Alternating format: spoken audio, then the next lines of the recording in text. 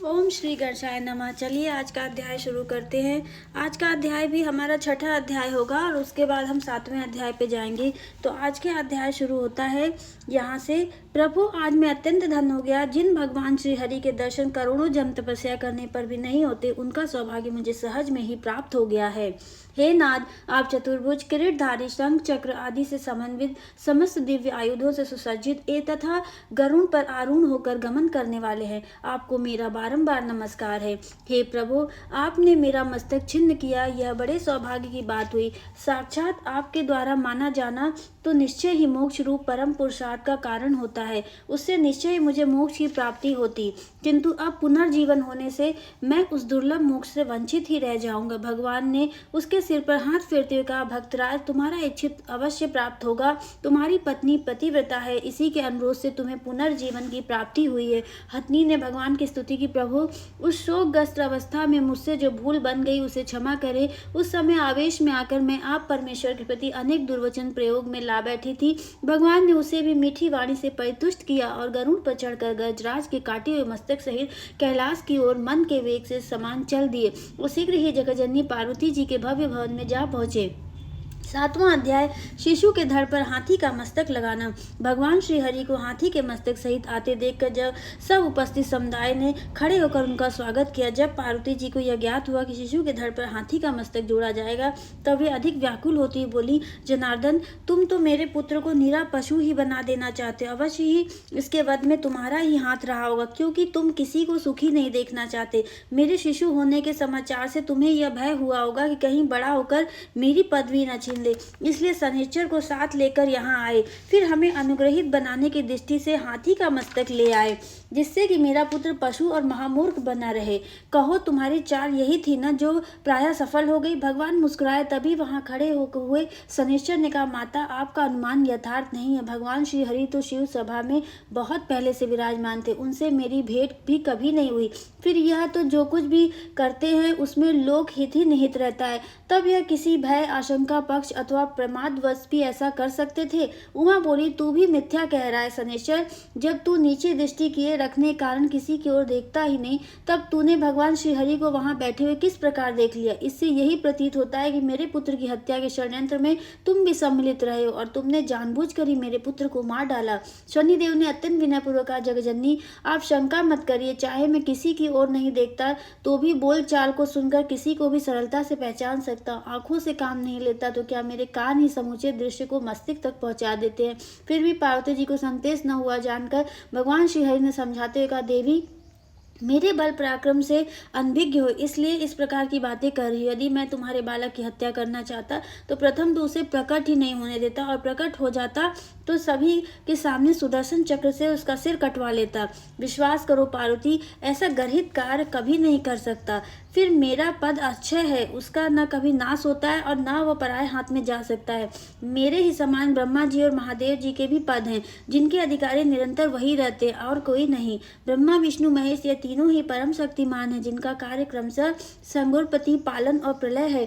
भला इन कार्यों को अन्य कोई करेगा भी तो कैसे? तुम्हारी यह आशंका यह है कि पुत्र के धड़ पर हाथी का मस्तक लग गया तो उसकी सुंदरता नष्ट हो जाएगी, वह कुरूप और मूर्ख बन जाएगा, इसलिए सभी उसका तिरस्कार करेंगे, तो तुम्हारी शंका निर्मूल सी है। जब तुम्हारे पुत्र को धड़ पर हाथी का मस्तक लग जाएगा तब तो वह अत्यंत दिव्य और भव्य प्रतीत होगा। उसकी सुंदरता अद्वितीय एवं दर्शनीय होगी। बस ऐसा लगेगा कि कहीं यह रूप देखा नहीं। उसका रूप अत्यंत मनोहर रहने के साथ ही उसमें अद्भुत बुद्धि रहेगी। सुर, असुर, यक्ष, किन्नर, गंधर्व, नाग एवं मनुष्य आदि में कोई भी इसके जैसा बुद्धिमान न होगा। इसमें लोकोपकार करने की प्रबल शक्ति और सुमति होगी। जब लोग इनकी महिमा को समझ जाएंगे तब इसमें विद्या बुद्धि की याचना करेगा। यह अपने भक्तों को सदैव संतुष्ट करेगा और अग्र पूजा का अधिकारी होगा। भगवान श्री हरि के तर्क संगत वचन सुनकर देवी पार्वती चुप हो गई। उन्होंने उत्तर नहीं दिया, क्योंकि उसका मन अभी शांत नहीं हुआ था। भगवान ने उनका उत्तर प्राप्त हुए बिना ही हाथी के मस्तक को शुद्ध जल से स्वच्छ करके शिशु के धड़ पर रख दिया। उसमें प्राणों का संचार हुआ और नेत्र खुल गए। गजमुख हुआ बालक चारों ओर आंखें चलाता हुआ देखने लगा। सभी उपस्थित नर नारी प्रसन्न होकर गजानन भगवान की जय बोलने लगे। भगवान श्रीहरि का पार्वती को समझाना। मन से या बेमन से माता को भी हर्ष व्यक्त करना पड़ा। उनके स्तनों में दूध उतर आया तो गजमुख को गोद में लेकर स्तनपान कराने लगी, परंतु पार्वती के चित्त में उसके प्रति अधिक स्नेह जागृत न हुआ जानकर भगवान श्रीहरि उन्हें पुनः समझाने लगे। चतुरानंद ब्रह्मा जी से कीट पर्यंत यह संपूर्ण विश्व अपने ही कर्मानुसार भोगों को प्राप्त होता है। हे शिवे, आप तो स्वयं ही इस जगत के लिए बुद्धि स्वरूपा हो, अतः आप किस तथ्य से अनभिज्ञ है, अर्थात सब कुछ जानती है। अपने अपने कर्मानुसार प्राणियों को सैकड़ों काल पर्यंत भोग भोगना पड़ता है और इसी कारण शुभ अशुभ कर्मों के वशीभूत हुए प्राणी अनेक योनि में भोगों को निरंतर प्राप्त करते रहते। हे सती, यह कर्मफल का भोग है कि इंद्र को भी कभी कभी कीट योनि में जन्म लेना होता है तथा कभी कभी अत्यंत तपस्वी पुरुष भी अपने शुभ कर्मों के कारण इंद्र पद प्राप्त कर लेता है। गिरजे प्राकृतिक कर्म के बिना सिंह किसी मक्खी को भी नहीं मार सकता। इसके विपरीत पुनर्जन्म के प्रथम कर्म के फलस्वरूप एक मच्छर भी हाथी को मार डालता है।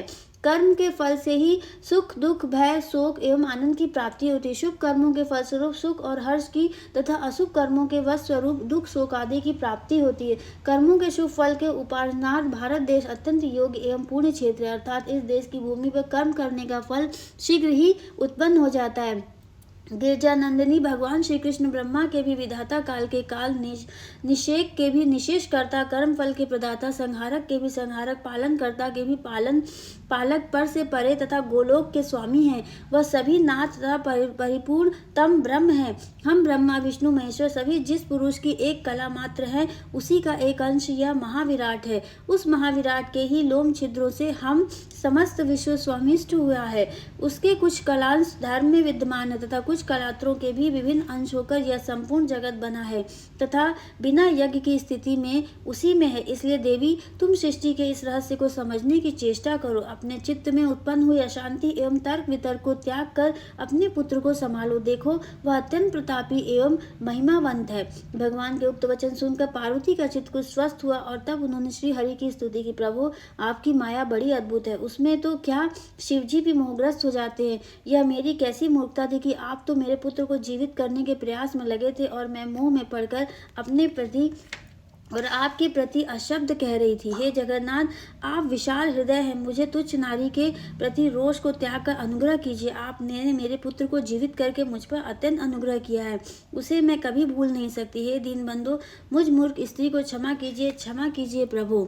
विष्णु बोले, देवी, मैं प्रसन्न हूँ, तुम्हारी यश वृद्धि हो और शिशु अमृत की प्राप्ति करे। यह सभी देवताओं में अत्यंत आदरणीय और सदैव प्रथम स्मरण के योग्य रहे। 8वां अध्याय, शिशु को आभूषण आदि के रूप में शक्ति प्रदान। तदुपरांत भगवान विष्णु ने अपने कंठ में धारण की हुई कौस्तुभ मणि बालक के गले में पहना दी। फिर ब्रह्मा जी ने उसे अपना मुकुट पहनाया और धर्मराज ने रत्नों का एक दिव्य अलंकार धारण कराया। इसी प्रकार समस्त उपस्थित देवी देवताओं ने अपने अपने आभूषण आभरण अलंकार आदि प्रदान किए। तब सब प्रकार के संतुष्ट हुए शिवजी ने बालक का स्तवन किया। बोले, गजानन, आपके यहाँ आने से मैं धन्य हूँ। नर देह पर गज का मुख कैसा शोभायमान प्रतीत होता है, जिसका वर्णन भी इस वाणी से नहीं हो सकता। इस पर सभी देवताओं ने आभूषण आदि के रूप में तुम्हें शक्ति प्रदान की, इसलिए तुम सदैव विजयी रहोगे। सुर असुर दैत्य राक्षस मनुष्य नागादि में ऐसा कोई भी नहीं जो तुम्हारी समता कर सके। तत्पुराण ब्रह्मा जी ने निवेदन किया, हे देवादिदेव, हे गजमुख, तुम सभी शास्त्रों, समस्त विद्याओं, सभी कर्मों में सर्व सिद्धि के निष्णात हो। अन्य तो क्या मैं तुम्हारे पांडित्य का सामना करने में समर्थ नहीं हूँ। हमारी प्रार्थना है कि तुम सदैव देवताओं के पक्ष का निर्वाह करते रहो। इसके पश्चात समस्त उपस्थित देवताओं, मुनियों, गंधर्वों, किन्नरों, यक्षों, अप्सराओं, देवियों आदि ने भी विभिन्न प्रकार से अपने अपने मतानुसार गजमुख की स्तुति की। तदनंतर शिव शिवा दोनों ने ब्राह्मणों को करोड़ों रत्न मणि आदि का दान किया।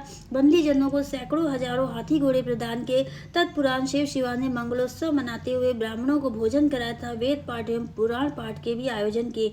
नृत्य गीत आदि भी चलने लगे। अप्सराएं और सूरवंताएं विविध प्रकार के नाच द्वारा उत्सवों को और भी अधिक शोभायमान बना रही थीं। इस प्रकार यह उत्सव दीर्घ काल तक निषेध रूप से चलता रहा। उमा को शनि का शाप। बेचारे शनिदेव अब भी उसी प्रकार नीचा मुख किए खड़े थे। वे संकोच के कारण न तो जा सके और न उत्सव में ही भाग ले सके। तभी पार्वती जी की दृष्टि शनिदेव पड़ी तो उन्हें क्रोध हो आया। शनिदेव को लज्जा से सिकुड़े हुए देखकर क्रोधित हुई पार्वती ने उन्हें शाप दे दिया कि तू सभा के मध्य में ही अंगहीन हो जा। सूर्य कश्यप और यमराज का उमा पर कुपित होना। पार्वती द्वारा सूर्यपुत्र शनि को इस प्रकार शाप दिए जाने पर भगवान सूर्यदेव कुपित हो गए और लाल नेत्रों से देखते बोले, सभी उपस्थित सज्जन देख लें कि गिरजा ने मेरे पुत्र को व्यर्थ ही शाप दिया है। उस बेचारे का किंचित मात्र भी दोष नहीं था।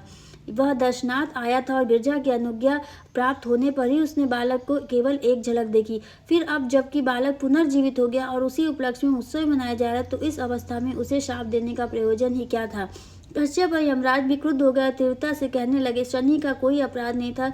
जब जो कुछ भक्तित्व होता है वह ही होकर रहता है। फिर शनैश्चर तो लज्जा से सिर झुकाए खड़ा था, इसलिए उसे अभिशप्त करने की अपेक्षा उस पर दया करनी चाहिए थी। सूर्यादि का विष्णु से भी रुष्ट होना। इस प्रकार कुछ अन्य देवता भी उठ खड़े हुए। क्रोध के कारण उनके नेत्र लाल हो रहे थे, ओष्ठ फड़क रहे थे और आवेग के कारण शरीर कांप रहे थे। तभी वे पुनः बोले, शाप की प्रमुख अपराधी गिरजा और दूसरे अपराधी विष्णु हैं। तो आज का अध्याय हम यहीं पे ख़त्म करते हैं और हम आशा करते हैं कि आपको ये अध्याय समझ में आया होगा और अच्छा लगा होगा। अगर आपको ये अध्याय अच्छा लगा है तो हमारे चैनल को लाइक करें, शेयर करें, सब्सक्राइब करें और कमेंट करें। और कमेंट में ज़रूर बताएं कि आपको आज की कथा कैसी लगी। ऐसी और आगे की कथा सुनने के लिए आप हमारे चैनल को ज़रूर से सब्सक्राइब कीजिएगा। और मैं आशा करती हूँ कि आप हमेशा इसी तरह हमारे चैनल पर बने रहेंगे और हमारा साथ देते रहेंगे और हम भी आपके साथ इसी तरह जुड़े रहेंगे। तो हम दिल से आपको अब धन्यवाद करना चाहते हैं। तो आप सभी को हमारी तरफ से धन्यवाद।